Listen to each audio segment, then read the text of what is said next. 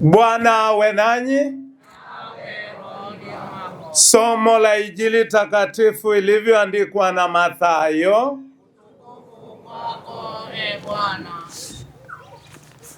Wakati ule Yesu aliwaambia umati, ufalme wa mbinguni unafanana na hazina iliyofichika shambani. Mtu aliyoigundua aliificha tena kwa furaha juu yake, akaenda akauza mali yake yote akalinunua lile shamba. Tena ufalme wa mbinguni unafanana na mfanyabiashara atafutaye lulu nzuri. Alipoingia mmojawapo wa thamani kubwa, alikwenda akauza mali yake yote akainunua. Tena ufalme wa mbinguni unafanana na mvuvi aliyetupa baharini akanasa samaki wa kila aina. Ulipojaa uvuvi, wavuvi walivuta pwani, wakaketi wakakusanya samaki wazuri katika vyombo, mbali wabovu waliwatupa. Ndivyo itakavyokuwa mwisho wa dunia. Malaika watakwenda kuwatenga waovu na waadilifu, wakitupa waovu katika tanuru ya moto, na humo kutakuwa kilio na kusaga meno. Mnaelewa hayo yote? Wakamwambia, ndiyo, tunayaelewa. Akajibu, kwa hiyo kila mwandishi apataye kuwa mfuasi wa ufalme wa mbinguni anafanana na mkuu wa familia atoaye mapya na ya kale katika hazina yake. Injili ya Bwana.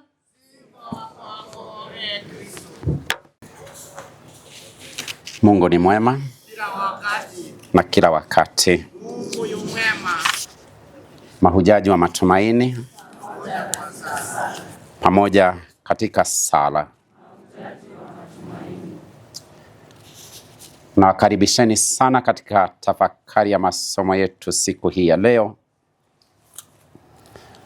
ambapo tumekuja kuwatembelea ndugu zetu na kuombea ndugu zetu waliolazwa hapa na kwingineko, kwa sababu ni jukumu lako na langu kuweza kutimiza yale tunayo yapata katika Injili ya Mathayo mlango wa 25 kuanzia aya ya 31, tunapoambiwa kwamba nilikuwa mgonjwa mkaja kunitazama, nilikuwa kifungoni mkaja kunitembelea, nilikuwa na njaa mkanipa chakula. Kumaanisha kwamba ni jukumu la Mkristo kuweza kutimiza matendo ya huruma tunapoendelea kusambaza huruma kwa ndugu zetu wanaotuhitaji katika haya maisha. Na kwa hivyo tunapoendelea kuwaweka wakfu ndugu zetu, tumeweza kusikiliza masomo ya siku hii ya leo. Somo la kwanza kutoka kwenye kitabu cha Wafalme, na tumesikia mazungumzo yaliyopo kati ya Mungu na Suleimani, yeye aliyejidhihirisha kwake kupitia kwa ndoto. Na Mungu akamwambia, omba kila utakacho nikupe. Na Suleimani alikuwa na nafasi nzuri ya kuweza kuomba chochote kile, kwa sababu Mungu hakumwelekeza katika jambo ambalo anaweza kaliomba,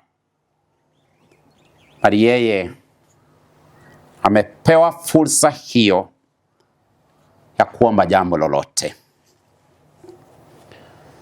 Pengine tunapojiweka katika nafasi ya Mfalme Suleimani, nina uhakika kila mmoja wetu kuna lile jambo ambalo angeweza kumuomba Mungu, pengine tofauti sana na kile ambacho Suleimani aliweza kuomba. Lakini Suleimani anamkumbusha Mwenyezi Mungu juu ya jukumu alilotwikwa la kuweza kuongoza taifa la wana wa Israeli. Aliweza kuona ya kwamba ni watu wengi mno hivi kwamba hata hesabu yao haijulikani. Na Daudi kwa unyenyekevu akaweza kumuomba Mungu ili aweze kumjalia moyo wa hekima, ili apate kuelewa jinsi ya kuweza kufafanua mema na mabaya, na hasa kuweza kuliongoza taifa hili kuambatana na wosia wake Mungu Mwenyezi. Na Mungu aliweza kufurahishwa na jambo lile.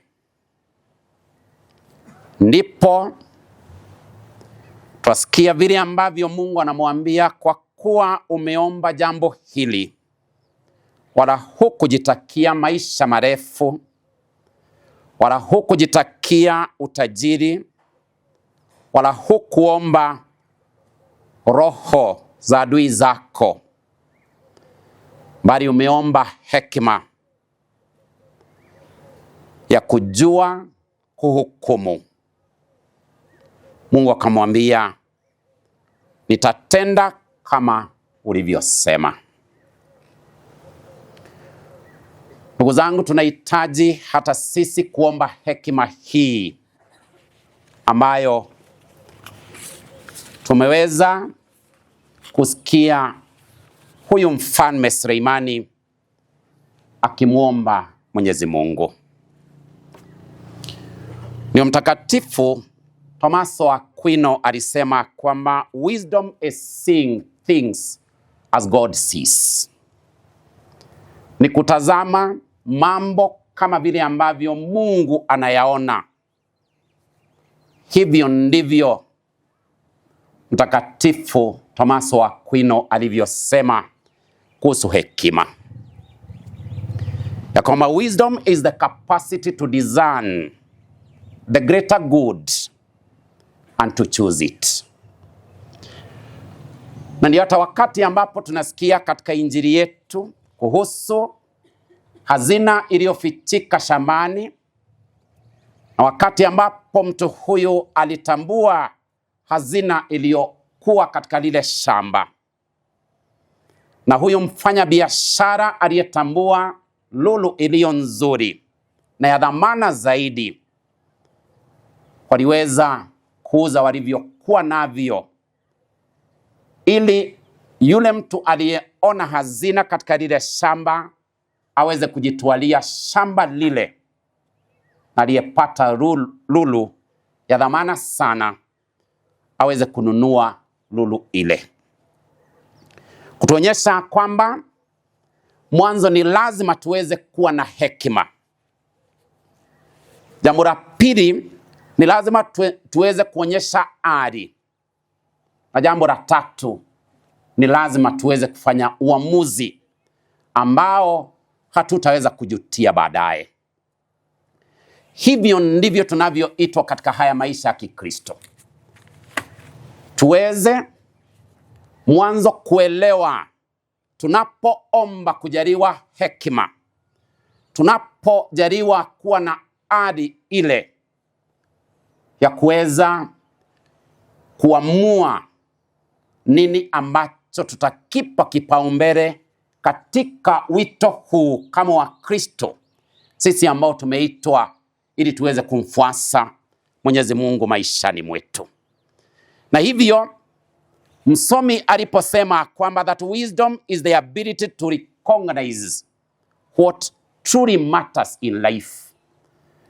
Hekima ni kujaliwa huo uwezo wa kuweza kujua kile ambacho ni cha muhimu katika maisha yetu, kusuta dhambi, kuachana na maovu, na zaidi kujishikamanisha na Mungu, yeye ambaye tunasema kwa Kilatini ya kwamba he is actually the summum bonum, the highest good, and that highest good is what we are supposed to choose in this life.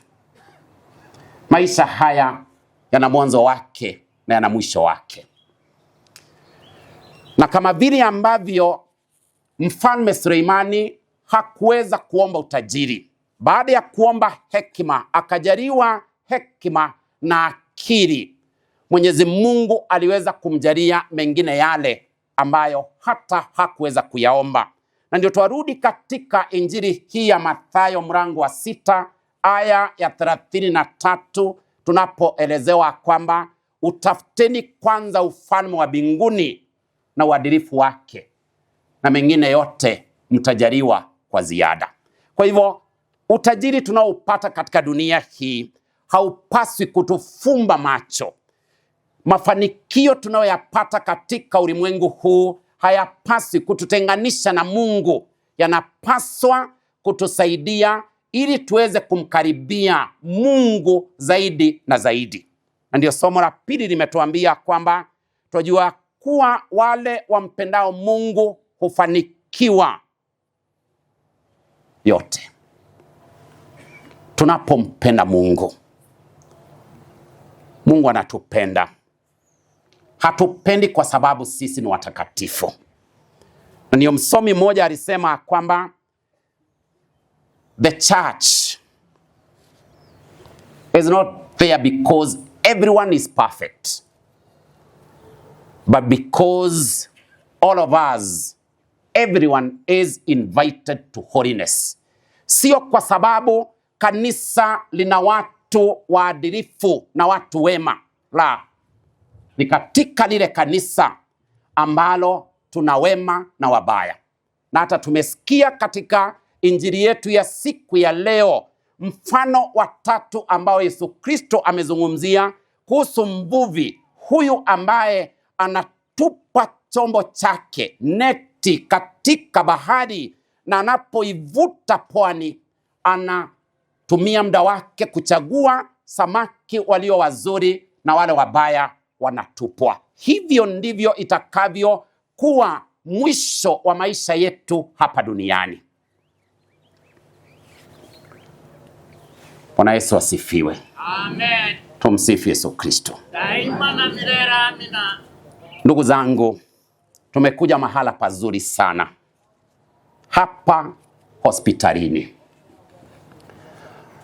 Na nashukuru Mungu kwa sababu askofu wako patikana, mimi nilipatikana.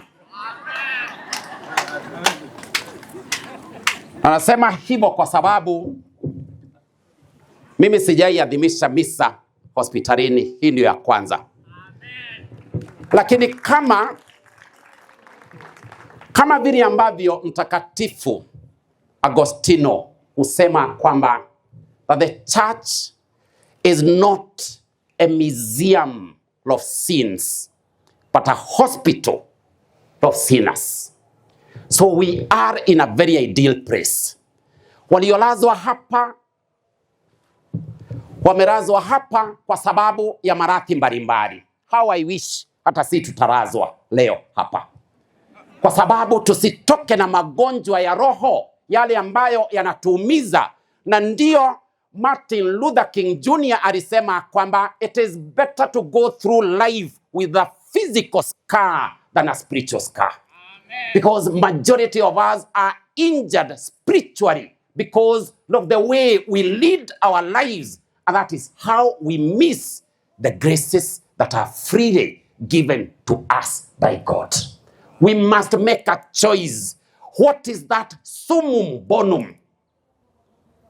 What is that is that hinders us from making a choice that it is only God that we want to give this life. Maana walio hapa kuna wale ambao wana cancer. That is a terminal illness.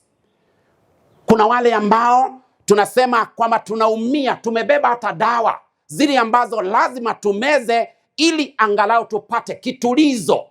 Lakini ndugu zangu, tunaona ya kwamba Mungu anahitaji tuweze kujitambua, na ndio Mtakatifu Yohane Chrysostom alisema kwamba as long as you breathe, mradi unapumua, the door of repentance remains open. Amen. Ya kwamba mlango wa huruma na msamaha wake Mungu Mwenyezi umeendelea kufunguliwa, na ndio leo tumekuja hapa so that we can discover the treasure that is hidden. What is that treasure that is hidden in the Eucharist? What is that treasure that is hidden in prayers? What is that treasure that is hidden in marriage? What is that treasure that is hidden in baptism? What is that treasure that is hidden in the poor people, those who are sick, and even those who are able to forgive one another? Amen. Because that is a treasure that is hidden. In forgiving, you don't suffer because you forgive. Rather, you feel that you are healed and you can't be able to move on. Na ndio ndugu zangu, siku hii ya leo tunapoadhimisha ibada hii ya misa inayotukumbusha kwamba waliuza vyote walivyokuwa navyo ili kujipatia shamba hili. Leo tumekuja hata sisi kuuza kila kitu ambacho kimetuzuia tusiweze kumchagua Mungu na kuamua kwamba Mungu ndiye tunayempatia maisha haya, atuongoze, atuelekeze, atunemeshe na azidi kuwa baraka kwa kila mmoja wetu. Amen. Unless we do that, my dear people, we are wasting our time here on earth. Na mwisho wa siku tunajua kwamba ni lazima tutahamishwa, hatutaishi hapa milele yote. Kwa nini kwenye hii hospitali ukirudi na huku nyuma sijui kuna mochari? Ama sio na huku nyuma? Yeah. Ni hapa. Ni hapa. Kwa hii nyumba mbele hapo. Kwa hivyo hata tunaambiwa iko karibu. Iko karibu. Kumaanisha kwamba baada ya maisha haya barabara ya kuelekea mbinguni ni tunapoelekezwa kwenye ile nyumba. Meaning death does not have a final word. Rather, death ushers us to a new life. Na hayo maisha mapya ndiyo tunaopaswa kuyatazamia hivi kwamba hatupaswi kuogopa kifo, kwa sababu ni katika kifo kile cha huu mwili roho zetu zinaunganishwa na Mungu muumba wetu katika maisha ya uzima wa milele. Amen. Lakini tuogopa tunapojua kwamba mimi maisha ninayoyaishi ni maisha ya dhambi. Kile kinachotawala maisha yangu ni maovu. Siishi kuambatana na ahadi zile ambazo nilimtolea Mwenyezi Mungu nilipoamua kwamba Mungu nakupa haya maisha. Na kile ambacho kimenijenga sana ni hadithi moja ya mtakatifu anayefahamika kama Victoria. Alikuwa ni msichana aliyelelewa katika familia ya kipagani. And coming from a pagan family, wasn't easy to make a decision ya kwamba unataka kumchagua Yesu aweze kuwa kiongozi wa maisha yako. Ndio leo tunaposikia kwamba yule anayempenda Mungu, kwa kweli Mungu hatamuacha. Na Victoria hata baada ya kulelewa katika familia ya kipagani aliamua kuyatoa maisha yake kwake Mungu Mwenyezi. Ni katika miaka ya 300.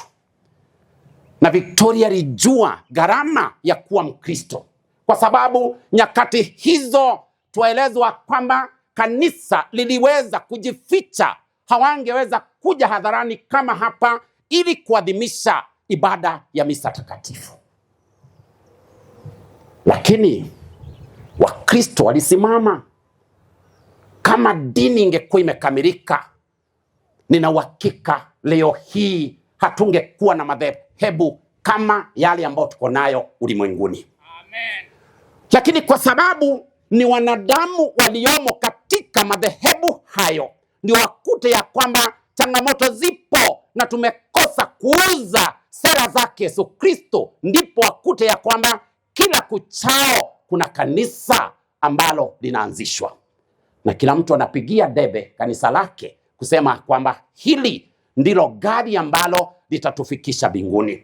Ndugu zangu, ni vile ambavyo tunajiweka katika haya maisha, tunapotambua nani kama Mungu yule ambaye tumemchagua ili apate kutuongoza. Na ndio nikasema kwamba ni vizuri tuko hapa hospitalini kutukumbusha kwamba hata sisi tumekuja katika hospitali inayoponya roho zetu, na hivyo tunavyoendelea kupata mwaliko huu, ndugu zangu, nini hicho kinachoweza kutufanya tusimuone Mungu?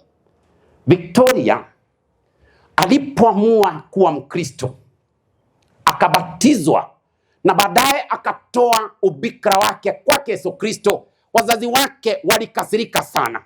Bado walikuwa pagani, na tuelezwa kwamba huyu msichana alitafutiwa hata mvulana wa kuweza kumuoa, na kwa kweli mvulana akaletwa ile siku ambayo Victoria alikuwa aingia katika ndoa. Na tuelezwa kwamba Victoria yeye alisema sala. Baada ya kuteremka akutane na mchumba wake, alirukia kwa dirisha na akatoroka na akaenda kwa kanisa.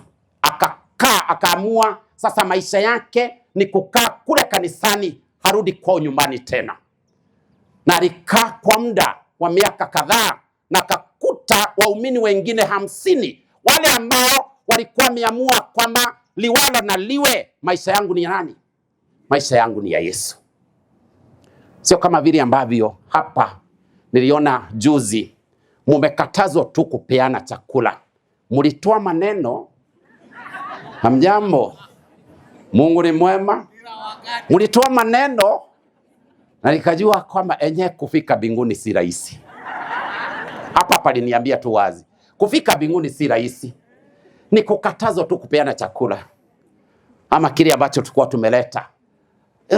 Lakini wale niliowasikiliza, kwa sababu nilipata hiyo kanda hata mimi, nikasema hata ni vizuri naenda hiyo hospitali kusoma misa ili tuelezane machache. Ndugu zangu, heri shetani ya kukatae kuliko Mungu akukatae. Kwa sababu hata tukikataliwa, punguza maneno.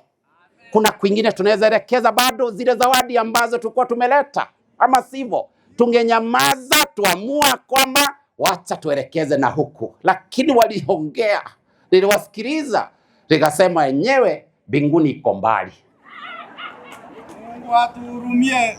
Tunahitaji huruma, na ndio leo tunasema kwamba somo hata limekuja nzuri. By the way, hili somo la leo nilipewa nilipotaka kujiunga na seminari, na ule aliyekuwa padri wa miito aliponipa hili somo nitayarishe mahubiri, mimi nilisoma sikuelewa kitu. Kwa hivyo mimi nikajaribu kujiuliza, sasa hawa nitawaambia nini kuhusu Lulu ama kuhusu hili shamba? Na kwa sababu pengine ilikuwa mara yangu ya kwanza hata kusimama na kuwahubiria watu, mimi nilisikiza wengine walisema nini, nikaongea kuhusu hayo niliyosikia, lakini sio yale niliyosoma hapa. Mkurugenzi wa miito aliniandikia 0. Na nilikaa kujiuliza, mbona amenipa 0? Na angalau nimeongea kitu kinachomhusu Mungu. Angalau angeona ya kwamba nimeng'ang'ana, hata kama sikuelewa somo, lakini niliongea mambo ya nani? Ya Mungu. Lakini aliniwekea 0. Na tangu siku hiyo nimeng'ang'ana nisiwekewe 0 mbinguni. Amen. Nimeng'ang'ana. Mungu anajua kweli mimi ninang'ang'ana niwezavyo. Hata wewe ng'ang'ana, tutoke 0 kwenda wapi? ndio tuliambiwa kwamba acha ngano na magugu zikue pamoja, because the weeds have an opportunity to become the wheat that is acceptable in the kingdom of God. We do not begin as saints, we begin as sinners, but we can change and make this life to be appeasing to God every other time we invite him and we ask him for his graces. Tunapoomba neema za Mungu, ndugu zangu, kubadilika, tunaweza tukabadilika na tukawa viumbe ambavyo siku moja zitaweza kumridhisha Mwenyezi Mungu. Mtakatifu Agostino aliposema kwamba every saint has a past and every sinner has a future, alitujua na alituelewa kwa sababu hata yeye alianza hapo. Na ndiye akasema, oh, great have I loved you, oh beauty, ever ancient, ever new. That is St. Augustine.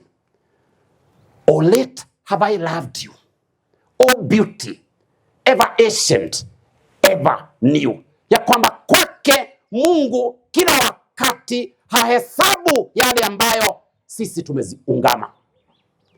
Na ndio siku moja mama mmoja ambaye alikuwa anasema anazungumziwa na Yesu, na Father akamwambia, kama kweli Yesu anaongea nawe, nenda umuulize, maungamo yangu ya mwisho niliungama nini? Na kasisitiza, ni Father ameambia huyo Mkristo ambaye alikuwa anasema anazungumziwa na Yesu, akamwambia enda ulize Yesu, kama kweli unaongea na yeye, muulize niliungama nini mwisho. Na mama akamwambia ni sawa Father, nitaenda kuuliza. Na walipokutana na Yesu, akamwambia nimetumwa na Father Monyaka, uniambie alipoungama ya mwisho nini alichosema, ama aliungama nini? Na Yesu akacheka, akamwambia nenda umwambie sikumbuki. Amen. Because God does not remember what we confess. He's so much interested in saving that soul. Very much interested in saving my soul. Na hivyo tuweke mikakati ya kuona ya kwamba tunauza chochote kile, kwa sababu God is our greatest treasure, that we can sell anything or everything so that we have him. We have discovered how beauty, ever ancient, ever new God is. Na Agostino alipotambua hivyo, ndipo basi akasema kwamba every saint has a past and every sinner has a future.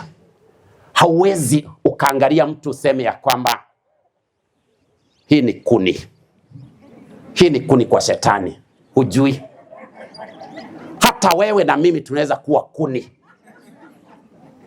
Ni Mungu tu anajua, na ni Mungu tu anaweza akahukumu ajue ya kwamba huyu ni kuni, kwa sababu hata yeye ameamua kuwa ni nini? Ni kuni. God doesn't judge. God gives us an opportunity so that the invitation he extends, he invites us so that we can change and become better people. Kwa sababu tunapoongea kuhusu neema ya Mungu tunasema grace accomplishes. Grace accomplishes what punishment never can. Ya kwamba neema ya Mungu inatimiza kile ambacho hukumu ama adhabu inaweza ikafanya. Mungu hana haja na kutuadhibu. Mungu ana haja na kutusaidia ili tuweze kuishi katika mpangilio wa neema yake. Na hivyo ndivyo ambavyo wewe na mimi tunapaswa kung'ang'ana kuona ya kwamba hili ni jambo ambalo tunatimiza. Unajua, nilisikiza juzi kulipokuwa na final ya World Cup kati ya Spain na Argentina. Kwa nyumba tulikuwa grupu mbili. Wengi walisema mradi Messi yuko, hii ni yetu. Na niliwasikiza watu na huku kwa uwanja, huku barabarani wakisema leo Argentina inabeba.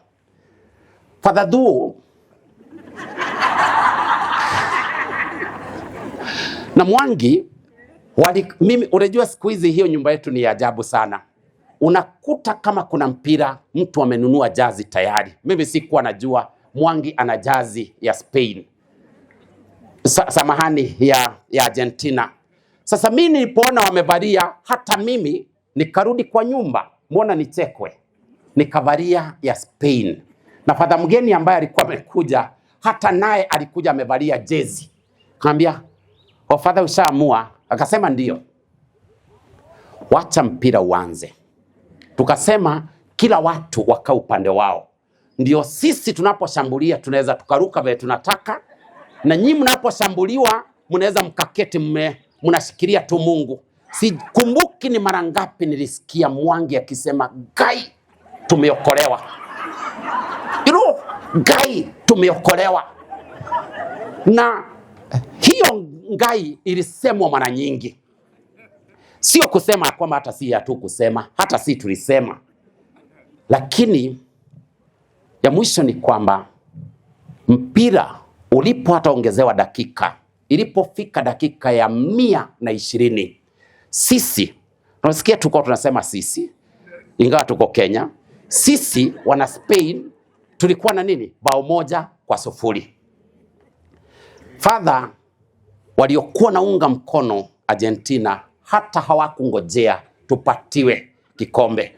Walitoka pale na huzuni wakisema hiyo mpira ni bure.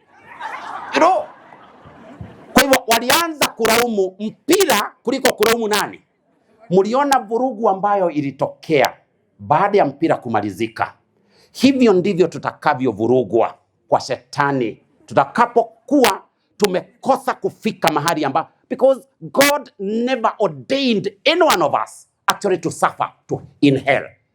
He ordained, and he wanted each one of us, one day we meet in heaven. Kwenda kwako kwa shetani itakuwa uamuzi wako, na nataka kuambia kwamba hakuna mtu ambaye haizi akaingia, kwa sababu unaweza enda kule ukute sister na kitambaa chake cha shirika, kwa sababu naomba kila watu wabebe stakabadhi zao. Kama ni mimi, wacha niingie hivi, watu wajua kwamba alikuwa padri, lakini tuko naye wapi?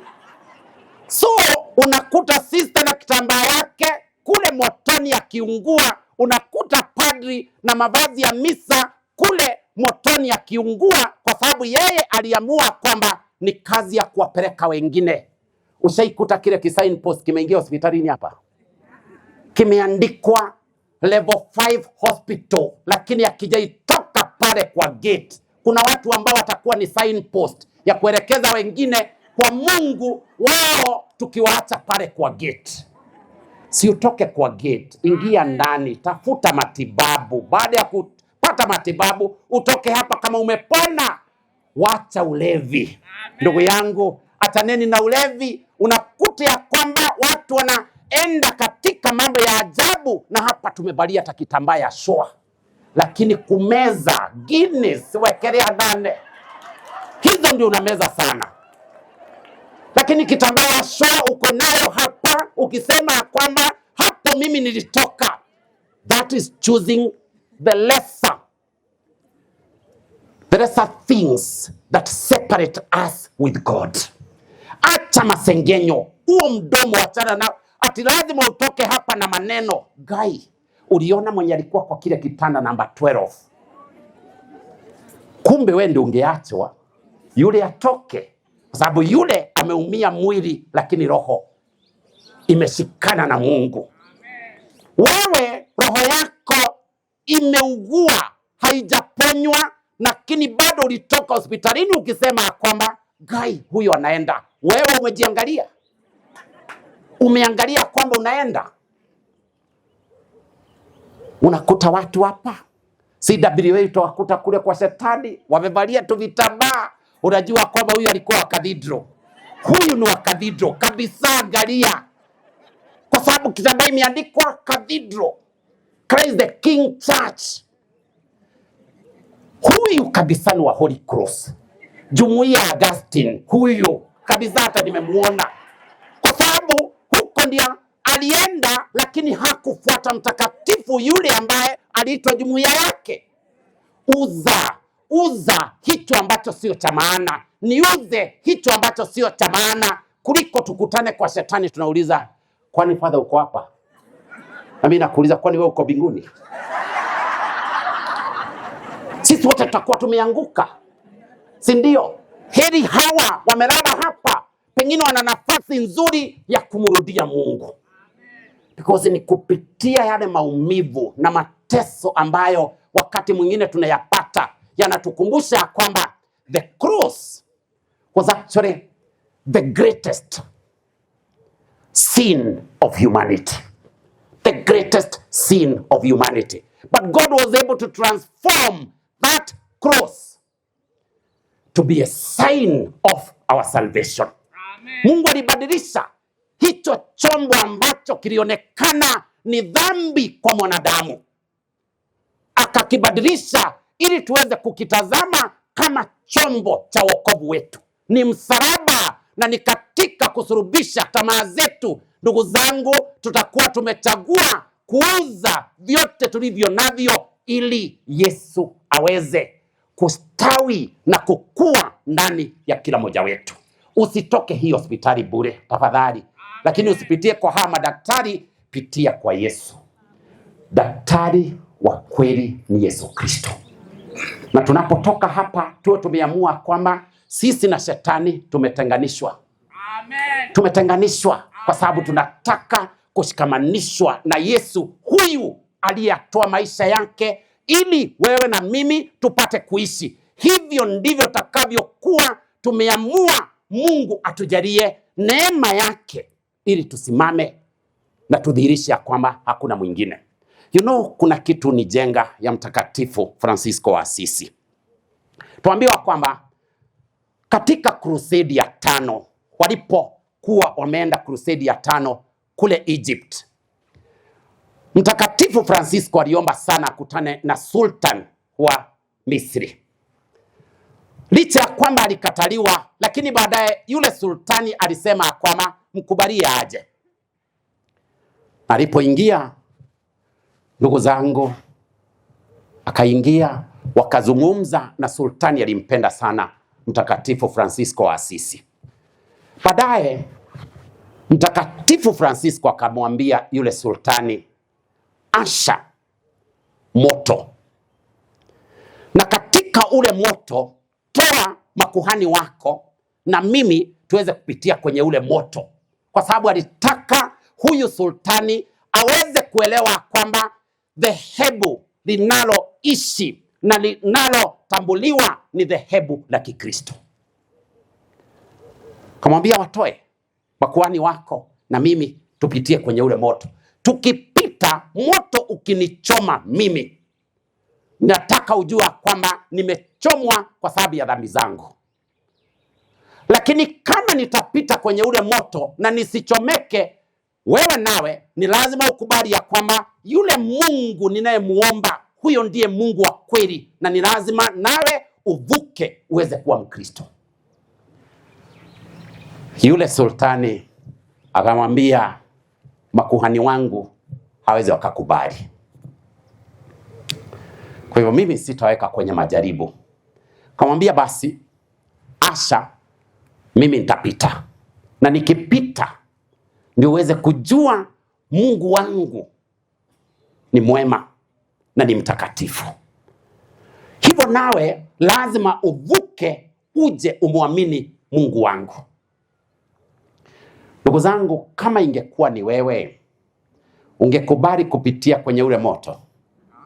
Kwa nini? Kwa sababu hapa duniani ni tamu. Kwa sababu hii dunia ni tamu. Lakini ujumbe wa Mtakatifu Francisco ni kwamba mtu anaweza kapitia kwenye ule moto kama hana dhambi na imani iliyokolea na imani inayojua Mungu ni nani, na alikuwa tayari kupita, lakini huyu naye alikataa, kamwambia hata wewe usivuke. Jambo muhimu tunalokumbushwa ni kwamba Mtakatifu Francisco alijua aliye wa dhamana katika maisha yake, na ndio aliweza hata kuvua mavazi yote kama mambo ambayo siyo ya maana kumshinda Mungu Mwenyezi.